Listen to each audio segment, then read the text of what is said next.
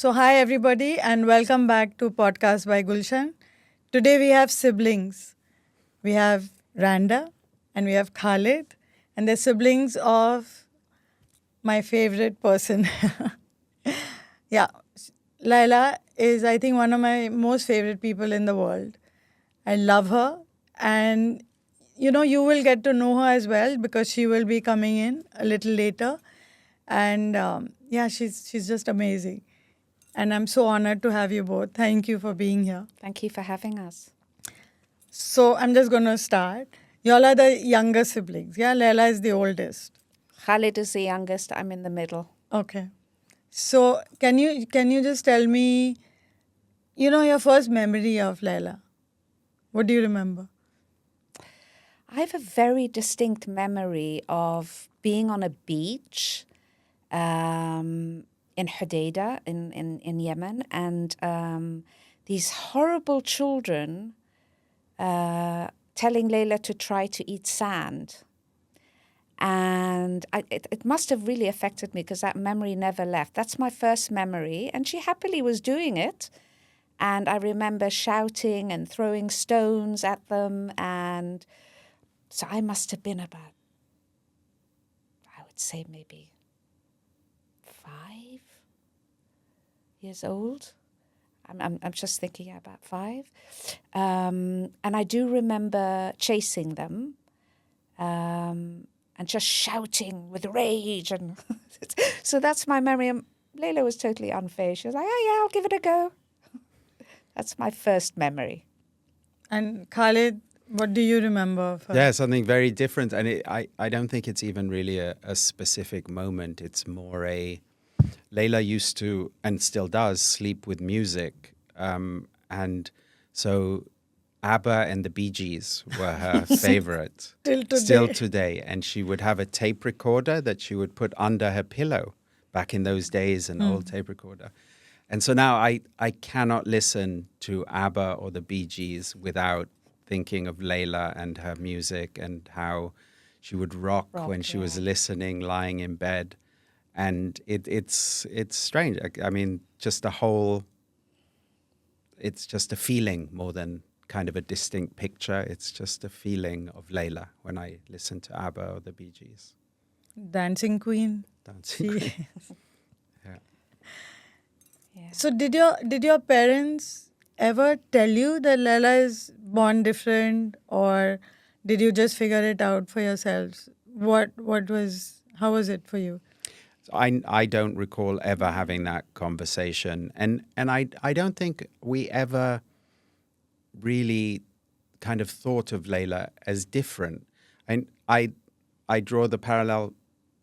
I was told by my wife only recently that my mother had an accent, which I never noticed.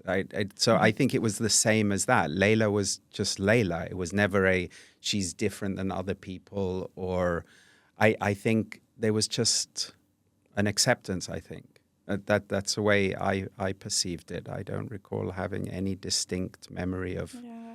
No one explaining anything to you. But she didn't go to the same school as you. No, that's another thing. So Khalid, there's a big age difference between Leila and Khalid, obviously. There's 7 years, right? She was at boarding school, Drayton Manor School, that she still remembers with such fondness. So she was there from the ages of 8 to 16. So when she was 8, Khalid was only 1, right? He would have been, 1.5. So, yeah, I also don't ever remember our parents telling us that Leila was different or special. But didn't you realize that? I think it was other people. So I have memories of cruelty or people being unkind or staring, and maybe then it might have clicked that it was different. So you were in England by then, or were you still in Yemen? We were in Yemen, and then we lived in Dubai. So Leila was in boarding school throughout the time, a big portion of the time that we lived in Yemen. And then when we came to Dubai, I think a few years later, Leila left because Drayton Manor School was only up to the age of 16. Then she And that came. was where? That was in near Basingstoke, Basingstoke, right? Near outside of Basingstoke. London. Okay. It's no longer around, unfortunately. And did you ever ask, like, why is my sister not with us and why is she in a boarding or not? It wasn't. No, because we knew families whose kids went to boarding school, especially if you lived in countries like Yemen or Dubai. Lots of kids went to boarding school. Khalid went to boarding school. I went to boarding school. Okay.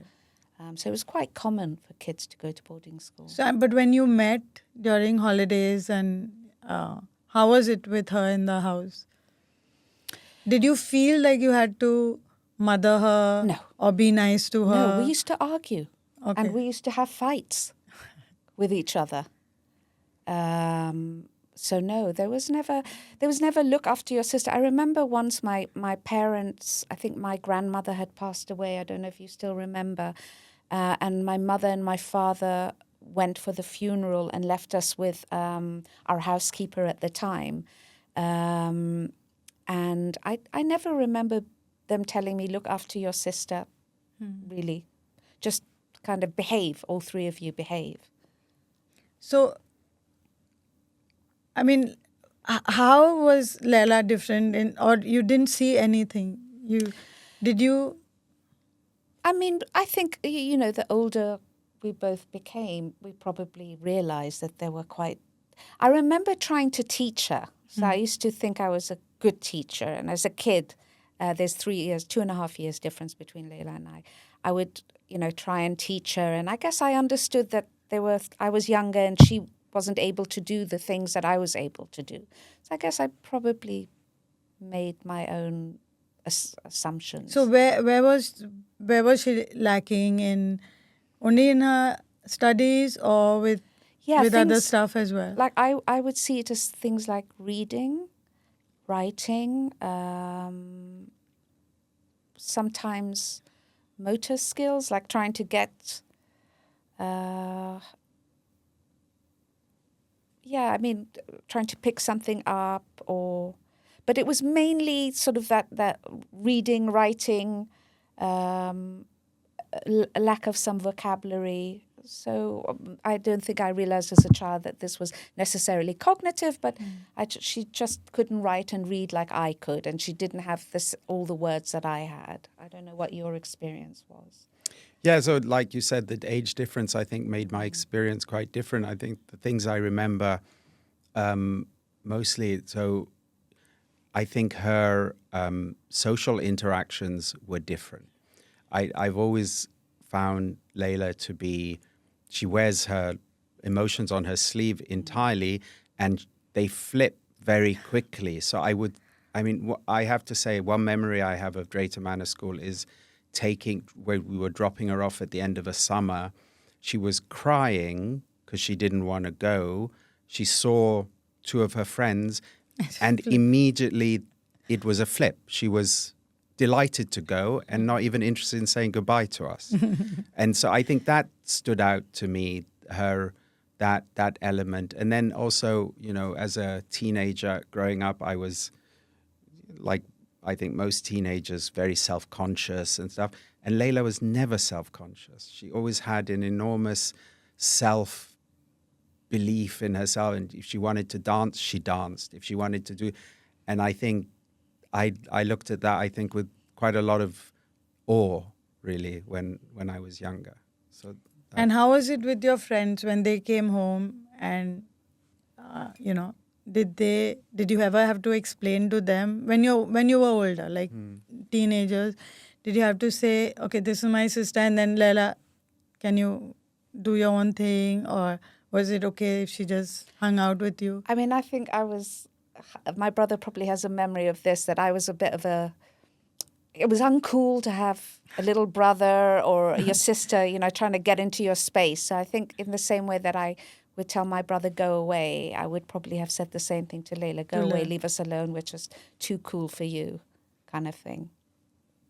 But I do remember being I once took her to this we were much older then, I was already an adult, to a Beauty and the Beast convention, which was like a program on TV, a series on TV, which she loved.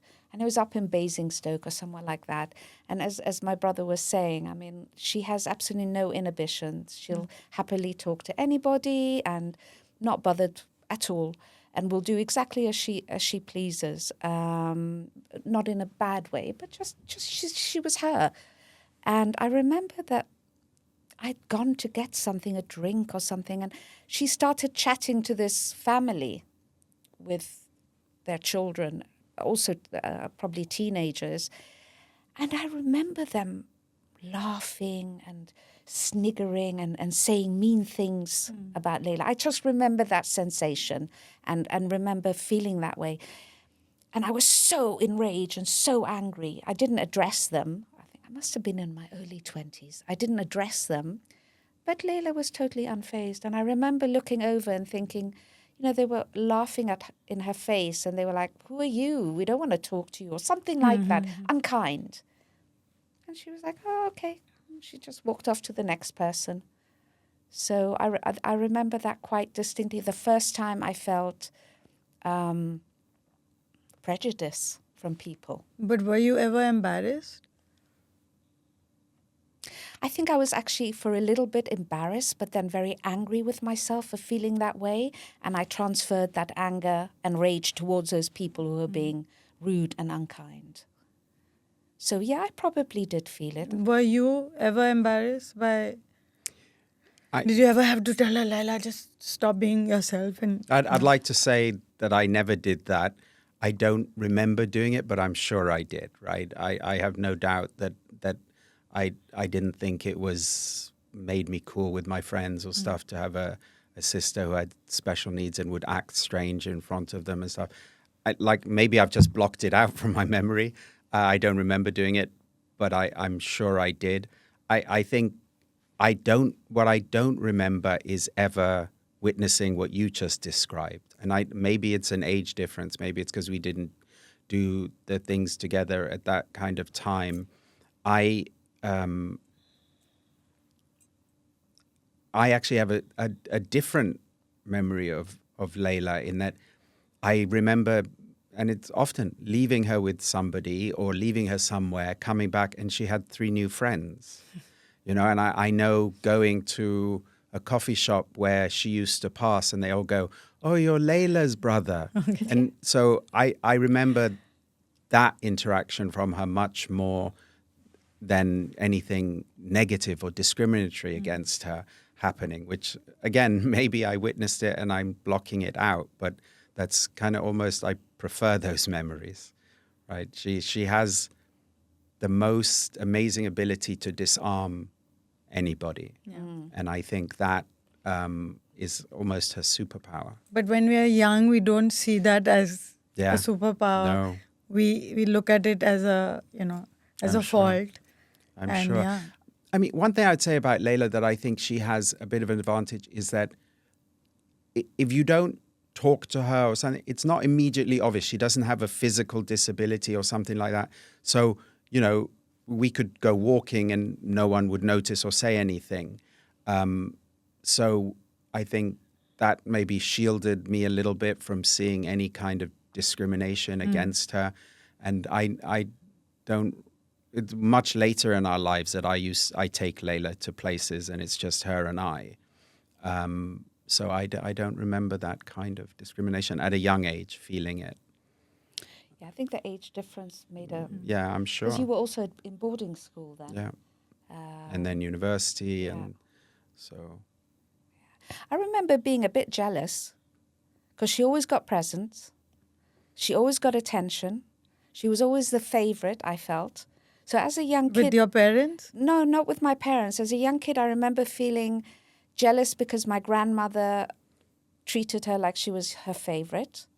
My aunts and uncles, the same, especially my mother's older sister. I think even now. Yeah.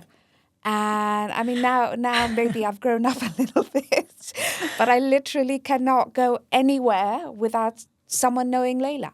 I mean, we went out for lunch with some friends. I popped off to the loo. The waiter came back. He said, "Okay, Randa, what are you going to have?" Leila had already said, "I'm here with my sister Randa." He knew her name. He knew her life history. So yeah, now, but just coming back to you were saying about, sometimes I remember having to tell Leila, you can't hug everybody and you can't just hang on to them. So boyfriends, or yeah, especially with men, I think that was much more, because I guess she was surrounded by a lot of women. But yeah, she's hanging on my boyfriend, wanting to sit by my boyfriend. It's like, stop it, Leila, you can't do that all the time. So I remember that. I have to say this. So she used to hang out a lot with my husband and I. And when we used to go to the mall, sometimes, she's gone in the other side. So I'm holding Zahir's hand and walking.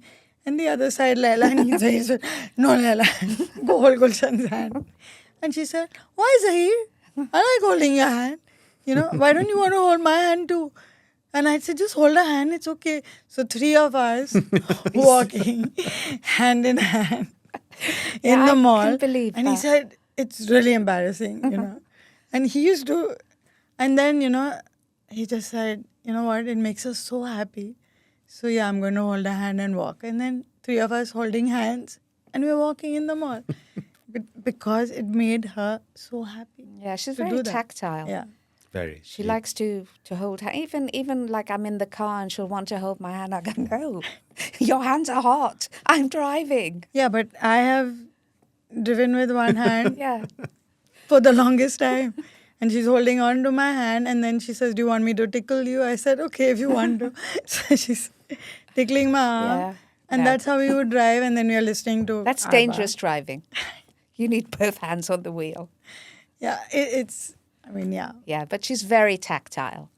And she'll, but I think, I don't know what you think, but I think she kind of understands a certain boundary in that she's not just going to go and hug a complete random stranger. No, yeah. Once she's introduced to that person, and I think she also has a sense of whether she can or not, just by the energy she's feeling. Sometimes she doesn't get it right. And honestly, I used to feel, okay, so in 2011, I remember you, Maria, and Gertie, and Leila came to the studio, Mawahib, and said, "This is Leila." And of course, she just put her arms out, hugged us. And I said, in my head, she's in. I didn't need to. I said, "Do you love doing art?" She said, "I love doing art." I said, "Okay, Khalas, you're in." That was my interview with Leila. And it was Maria who had found you have to Mawahib. be grateful to Maria Yeah. because she found it. And, Gertie was like very formal and so different from Leila. And I had lost my mom in 2011. And then when I found out, oh, Leila and me are same age, we're just a month apart. And I started looking at Gertie as a mom. And, when we spoke about this, you said everyone did. Look at her. And I used to really enjoy the conversations we used to have. And, I too am a parent of a child with special needs. And I would ask Gertie, do you fear? What are you going to, have you made arrangements? And she didn't want to talk about it. She didn't want me to go there. I still have a few years to live. Don't go there. So I did have these tried to have, but I didn't get very far with Gertie. My mother had, I think, as she lived her life when my father was alive and things, she didn't have to carry a lot of kind of the day-to-day realistic burdens. She carried a lot of the emotional burdens. A lot. Yeah.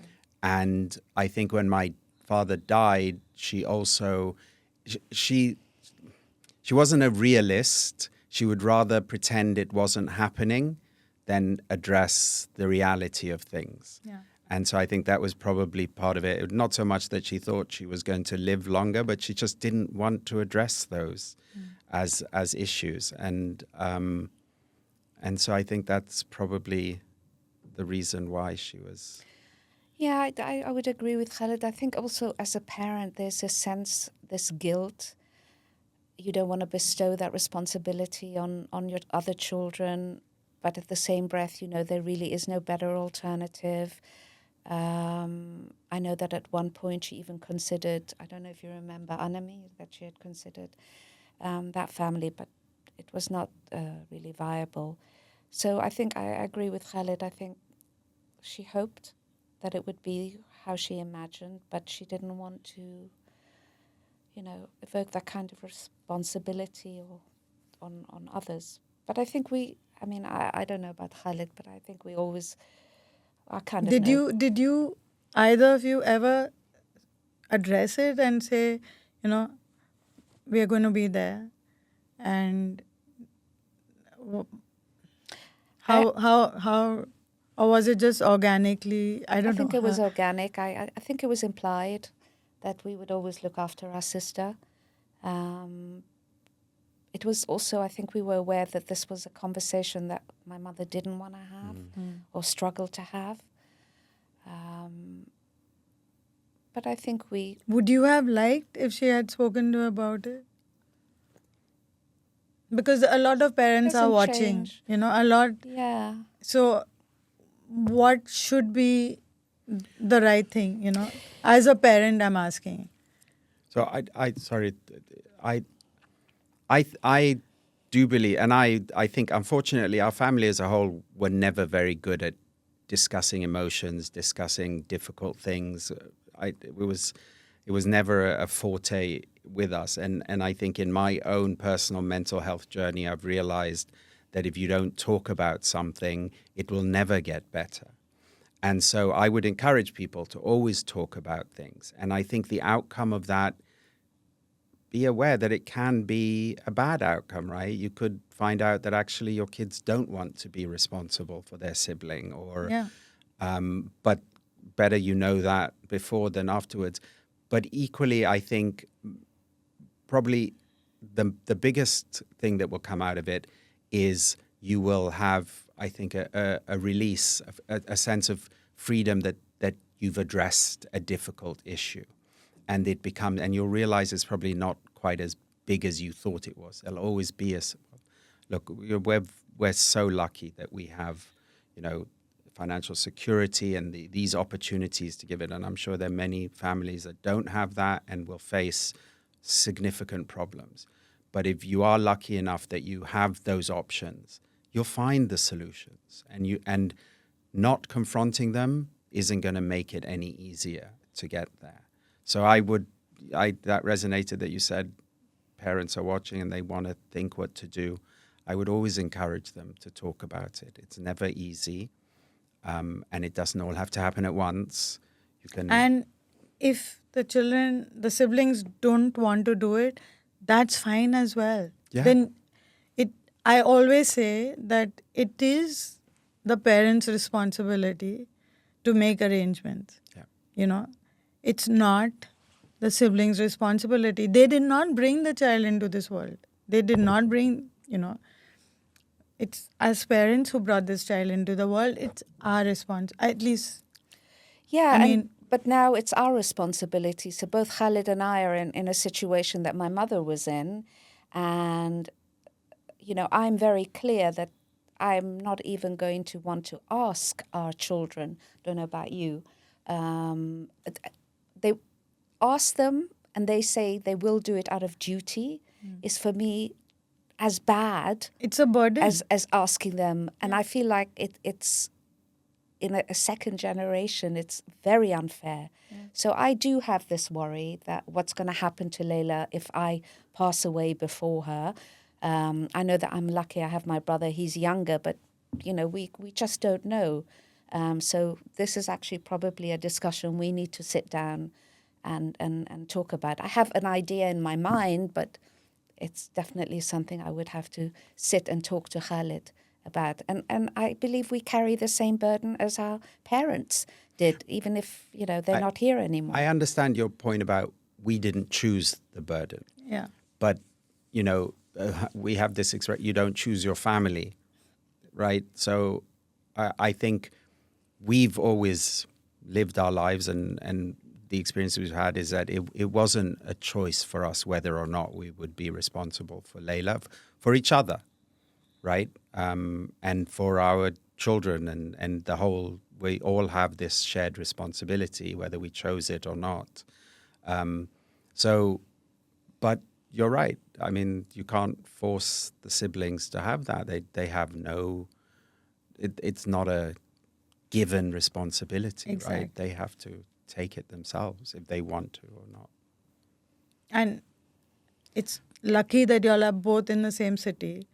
Yeah. It's difficult when siblings are apart and it's you take The support is there, definitely. Yeah, Yeah, so- that makes a big difference.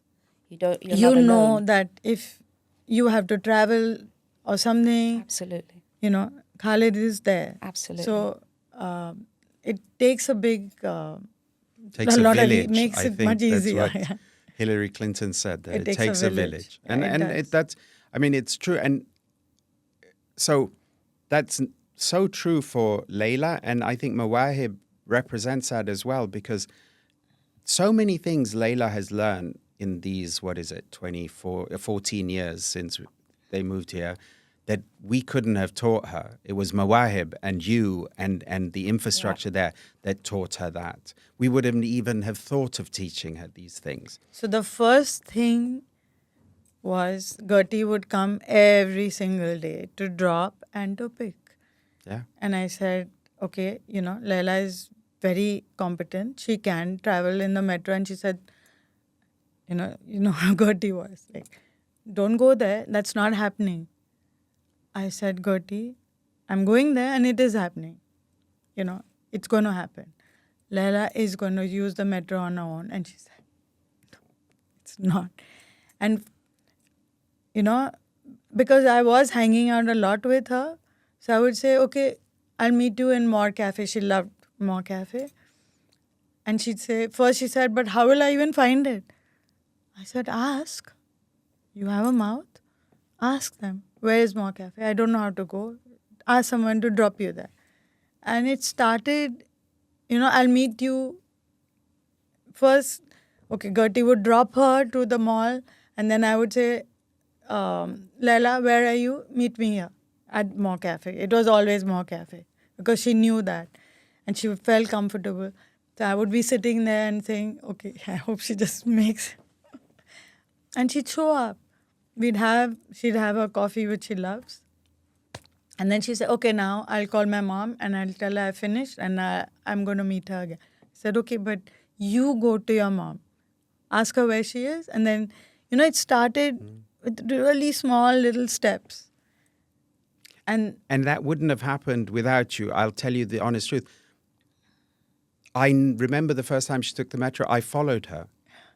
First, I took her, then I followed her, then I went, behind her so she didn't know. So we always have underestimated her. exactly. And so I think it took you and your experience and all of that to really free her up to explore that in a way that I don't think And once we she could. did that, and I remember her calling me because Kira was on the same metro with her and they were traveling by themselves. And she called me in tears and she said, Kira has got off at Business Bay.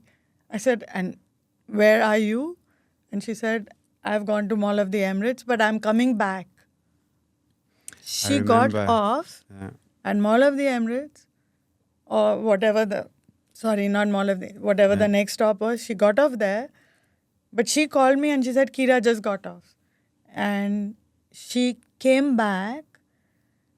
I was luckily in that area and I could go to the Business Bay metro station. I saw Kira there and I said, okay. We had called Kira's mom. When he came, we all met her, but Leila came, and we didn't say anything. Kira was just standing there eating an ice cream. Someone bought her an ice cream. And when Leila saw Kira and she came, I said, "How dare you get up? What is wrong with you? I had to." And it was Leila who was mad at Kira. But it was so responsible of her to get off and come searching for her. And I said, "Oh my God, this is amazing." And then her mom said, "Okay, so now I'll drive her home." I said, "No, now Leila and Kira will get off going. at the next stop, wherever they had to go." And then they did that. We're very lucky that we're in Dubai. Yeah, Right? I mean, yeah. in other places you couldn't I do wouldn't. that. And No, I stuff wouldn't like that. either. Yeah. But Dubai gives people that opportunity, and not for caring about PODs, and I'm sure that is there. It's such a safe environment, and it's an environment where people are actually helpful. They, if we were in London, I wouldn't let my children, 20 years old, I don't like them going out in London. But, yeah. here in Dubai, it's really It so is. different. It is really safe. So when I called Kira and I said, "Kira, where are you?" And she said, "I don't know. I don't know where I am." I said, "Okay, is there anybody who's walking? Give them the phone." So, I said, "Where?" Because Leila said Business Bay station, but I wasn't sure, is it really the Business Bay or is it somewhere else? And then the person, I said, "Okay, can you just tell me where is she and which station?" And, and then he said, "No, she's fine. She's at the store, that whatever sells the stuff, and she's fine." I said, "Okay, but Business Bay," and yeah, he gave me all the direction. I said, "Okay, fine," and it was big relief.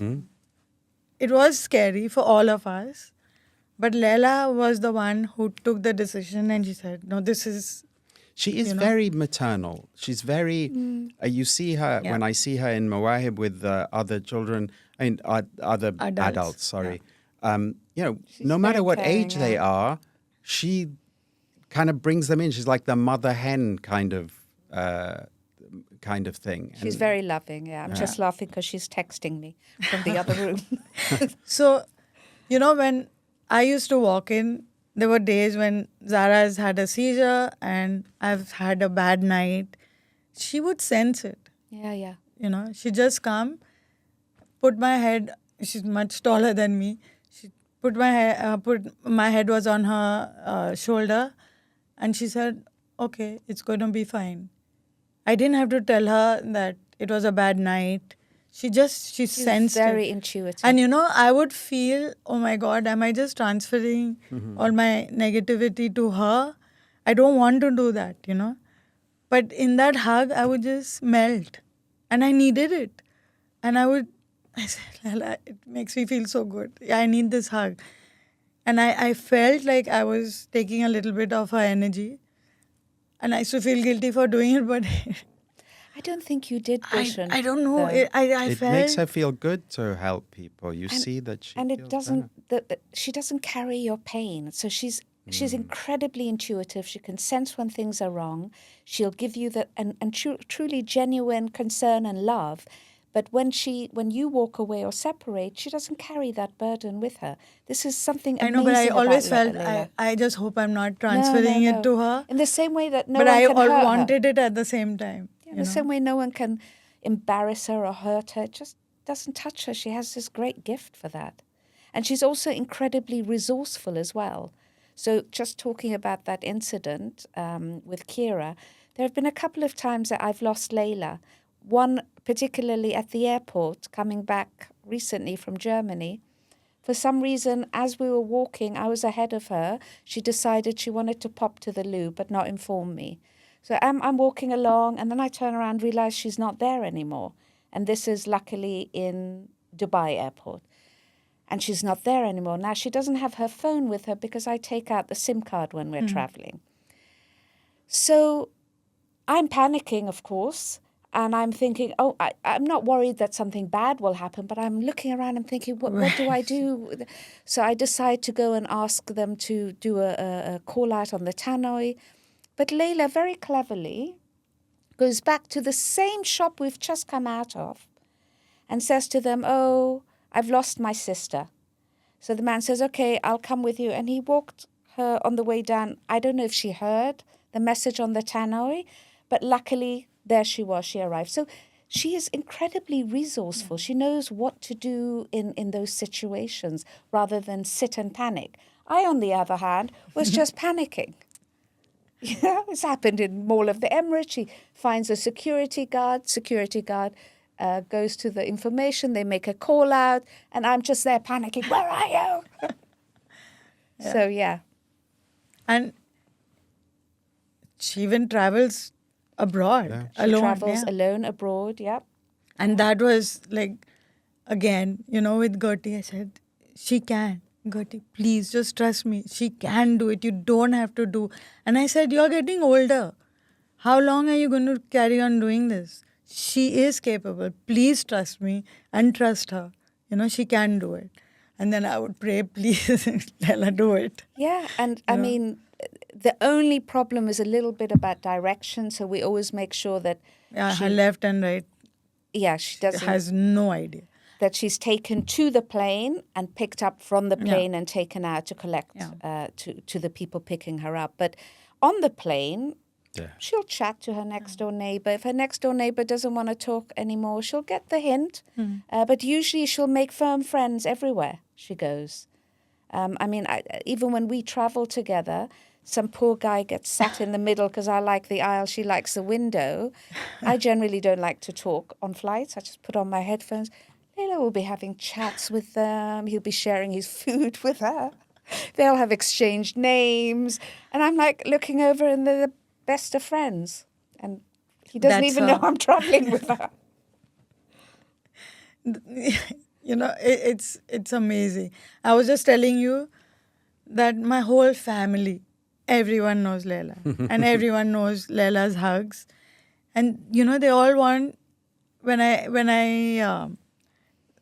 told my daughter that, I'm going to interview the two of you, she said, and Leila, how can you not invite her? How can she not be there? I said, yeah, but I can't interview 3 people. She said, Mom, you'll manage. Get her in. We have to. Took it like a soldier. The world needs to know Leila and who she is. She was good at accepting it when I said, well, no, you're not coming. Oh, really? And she was like, oh, okay. I mean, I'm sure she wasn't very happy, but when I said, you are coming, and she was like, over the moon. And your brother's picking you up. Even better. So she called me last evening and she said, thank you so much for inviting me to the podcast. I'm getting my nails done. I said, good, because I am not doing mine. And she's so excited, to... She so everyone's busy and there are lots of demands on our time. And I catch myself often, because she loves to text, getting annoyed because she's texting again. And I try to stop myself and say, she actually demands so little of us. Yeah. And I'm complaining about a text in my head. So I get ashamed of myself. The thing is, if you reply to that text, you'll get 100 more. There's a trick. I'm so afraid. I said, should I? And but then I just... if you don't reply, that's fine too. That's fine, yeah. She doesn't. She'll she'll give you a good night and good morning. And I don't understand where does she get these emojis from, because I try to look for them, I can't find them. And they don't make any sense. It's got nothing to do with just random. It's whatever came up next. Those emojis. I mean, now I laugh and I look forward to it. And I said, let me see what emoji is she going to send. And it's really funny. It just brings a smile on my face. And when I don't want to message back, I just say, love you. And then, no, it's not going to end with that.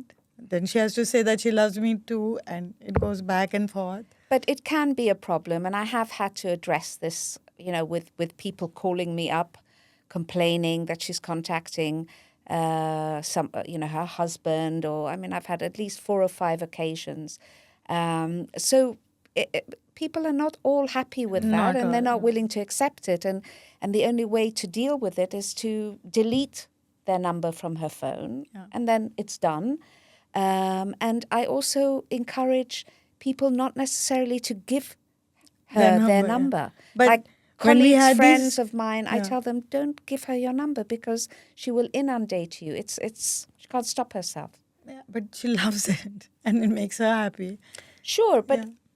I mean, she has got about 1,500 million friends, and she'll text everybody on a daily basis, 3 times You know a that day. face that she makes? Yeah. And then and I said, who are you texting? And she said, nobody. Gulshan, nobody. I said, no, you are. That's who she is. And I don't know. I love it. I love getting her texts and I love getting her crazy emojis, which really, like you said, make no sense. But it's She's connecting, yeah. and she needs to connect with everybody Yeah. that's in her address book. And a lot of people would complain to me as well that, I said, block her. Yeah. Just block. 'Cause If you're not happy, I don't think block. she gets offended. No, right? she doesn't. No, That's a no, great no. thing. It's just- she just- It's okay. Keeps going. Yeah, if you don't want my beautiful vibes that I'm sharing, okay, That's, khali wali to you. I'll go That's to the fine. next person. She, as I've got older and taken the time, there's so many things about Leila that make us better if we watch it and try to learn from it. Her resilience, her intuition, her Optimism. she's she gets down and blue and stuff like that, but she can spring out of it. And so many things that, and also I think she's helped me, like I just gave that example of I get frustrated and then I remind myself how little she asks of me and why is that such a big deal. I hope that that's a better characteristic of me to feel that way. So even in the way she invokes an emotion from me helps me to be better. So we're very lucky to have Leila. So I knew Gertie was getting sick, and it was a hard decision for her to even explain to Leila. So I used to sit with Leila and say, Leila, we are same age. I don't have my mom anymore. I don't have my dad. And it's going to happen. Your mom, the first time I said it, she didn't want to even, nothing's going to happen to my mom. I said, no, Gertie is going to die. And you are going to be, but you have Randa and you have Khalid. And she said, that's not going to happen. I said, it is. And Gertie is sick and she is going to. And I said, when it happens, you'll be really strong. And you are the oldest, you will be, So it was a long time, I think maybe 2 years that we were having this conversation. I would tell all my students, that we are older and and it's going to happen to us. And then I would, point out to another student, Rekha, and I said, Rekha doesn't have her parents anymore. And, she's fine. She's living with her brothers and it's fine. So I had to keep reminding Leila. And I remember when Gertie was in the ICU, I met you outside and Gertie loved my daughter Zara, loved her, And I said I have to take Zara to meet her. And I went and she was lying down and she saw Zara and she sat up. She was so weak. But I said, it's okay, And she said, no, you've got Zara to see me. I said, yes, only to see you. And I said, Gertie, I promise we are all going to be there for Leila. And if you have to go, And I think it was the sigh of relief. She needed to hear that. Said we are not, as I said, I promise as long as I'm in Dubai. Even otherwise on the phone, yes, I will, but I can't physically, I won't be there for Leila. But yeah, as long as I'm in Dubai, I'm always going to be there. And I think it was a big relief for her to hear that. And when it did happen, Leila called and she said, my mom's no more. And I am the strong one. I'm the older one and I'm going to be there. And she was. Yeah, she was the one holding y'all. Yeah. It was, and she kept saying, Randa is breaking down, Khalid is breaking down, but I'm holding them. And I said, that's what you need to do. You're the eldest. That's what you need to do. And I said, do you want me to hold you? And she said, no, I'm fine. Gulshan, I'm fine. So the transition was amazing. Yeah, I think that's my mother passing away is a very good example of Leila's resilience and her, I think, this ability to I'll never, it's hard still to talk about, but the way she dealt with it, I think, is a lesson to all of us in how we need to deal with grief and loss and things like that. Yeah, it was, we all learned from her. Just to be, she was there, holding on to the family. And I think she was the bond that, it was amazing the way she handled the whole situation. And, she would break down and she would say, I am missing her. And I said, okay, so what can we do? Do you want to talk about her? Because we can talk. You don't have to not talk about, And she did. And I think it was just amazing the way she handled the whole. Yeah. And her angel drawings and, yeah. There's so much that we have all.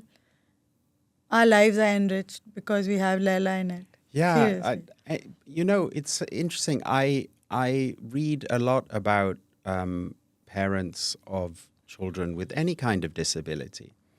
And obviously it's not always the case, but very often there's this strand of what they teach you and what they give you that you, from the outside, maybe you wouldn't have thought of. I have a very good friend of mine who had his daughter was born cerebral palsy, and she died, I don't know, maybe 3 or 4 years ago. And they celebrate her life in a way that's, I think, so... I couldn't imagine losing a child. And that can only be because they see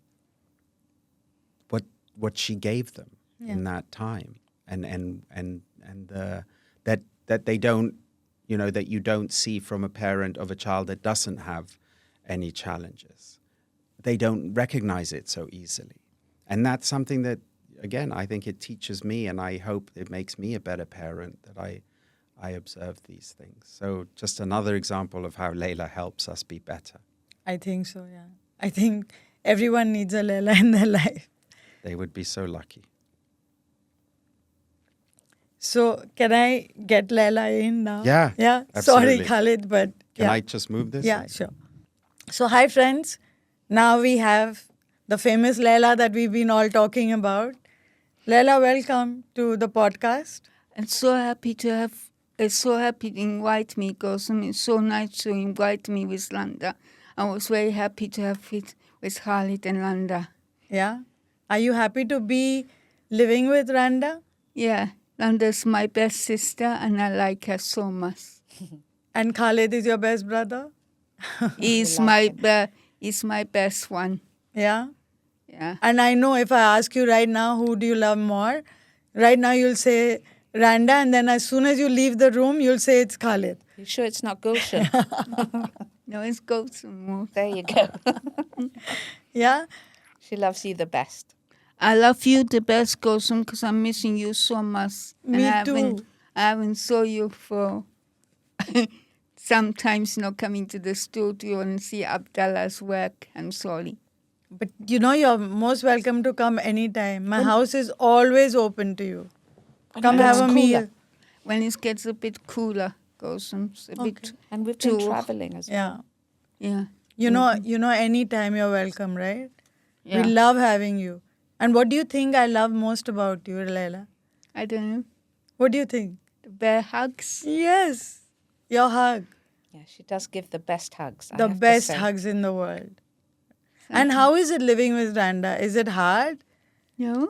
Do you love living with her? Yeah, I like to live with her. What are the two of you doing when you're just hanging out? What do you do? I look after the dogs. You love. And looking after a lady, and I have them every Saturday and let Landa to stay in bed, Have a lion. lying. And then Landa gets up. She gets up. I ask her wants to have a cup of coffee. I make her one. And you make her a cup of coffee? Yeah. She's very busy as well.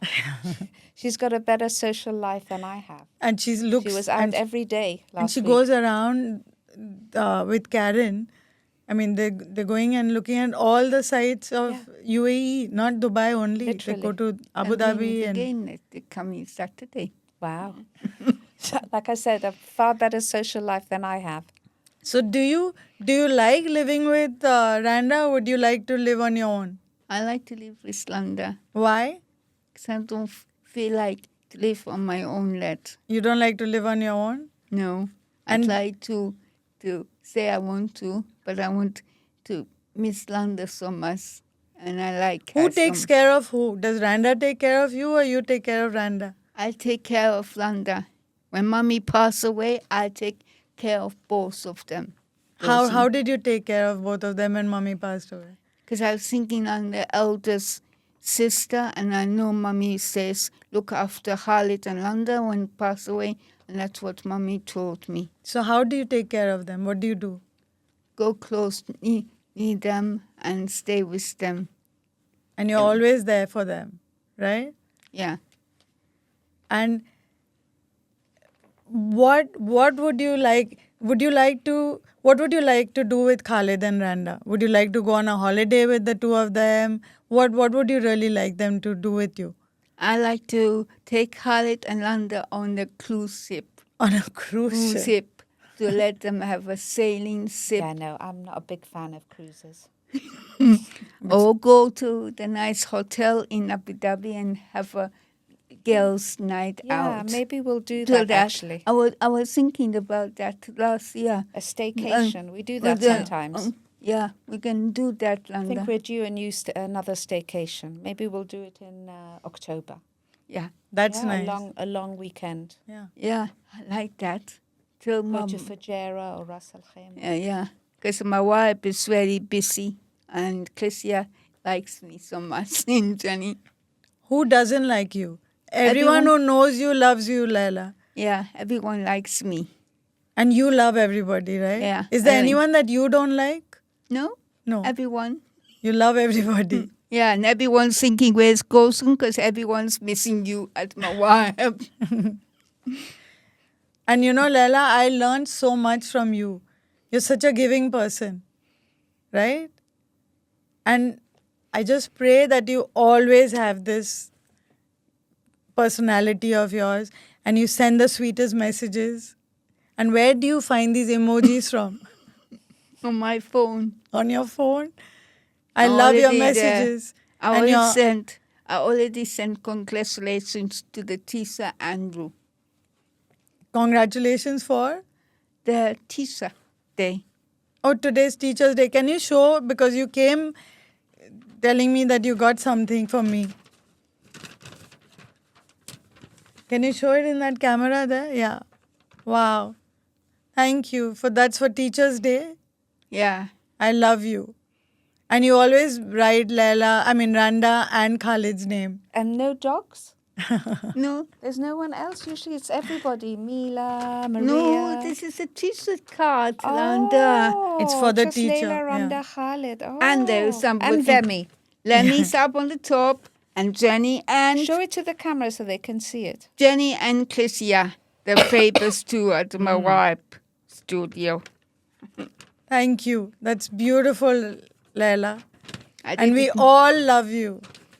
Yeah, thank you so much for being with us. Yeah. Yeah, thank Yeah, you. and then soon I'm going to do my own, in 2 weeks' time, I'm going to do my own exhibition with Clicia. Wow, I'm really looking forward to that. I told Clicia I have to start doing my painting. And we love your paintings. I Yeah, already start the waterfall, and I haven't finished it. Very nice. and then she does a painting and she says, or, she's to knit something and she said, this is for you. And the very next moment, Mike would walk in and she said, Mike, I'm knitting this for you. I said, excuse me, I thought it was for me. But that is Leila, right? Yeah, Totally, Leila. and goes and's got the big hugs, remember? In our house. Yeah. Yeah. And you still got it. I'm trying to make the same style. I've taken it to India, your hug. I'm trying to make the same style. Lemmy wants me to do the same style hugs again. Please do it. Yeah, I'm Because gonna it was put- beautiful. Add Khalid and Randa. I'm going to make a biggest campus for them because I did them too small. What the self-portraits? Yeah, I have to do a bit bigger. So have we to were working on Yayoi Kusama as an artist, and then I asked everybody, what do you relate to? I sat with each of the artists, and I when I came to Leila and I asked her, how do you connect to people? And she said, through hugs. I said, okay, draw a hug. And then, of course, it wasn't one hand, it was like multiple hugs. And then she started doing, something in those hugs. And I said, Leila, what are you putting in the hugs? And she said, there's love. And those little hearts that she put in each of the hugs. And I think it was the most amazing painting. And it's an honor that I have it. So thank you, Leila. Yeah. Those Mawab. Thank you so much for being here and for Yeah. being in this world. We love having you. And thank you. And thank you, Randa. Thank you, Randa, to offer me to come to it. I was getting ready to. I was getting butterfly tummies when Khalid was stuck in traffic jam. Thank you so much, Randa. Thank you very And much thank for you having for, us. being there. Yeah. Both and I'll of see you. We're I'll very see you lucky. soon. Go We're soon lucky and- to have each other. Yeah, and see you soon. Go soon when it's a bit cooled down. A Yeah, bit. definitely. Thank you. Thank you. Thank you.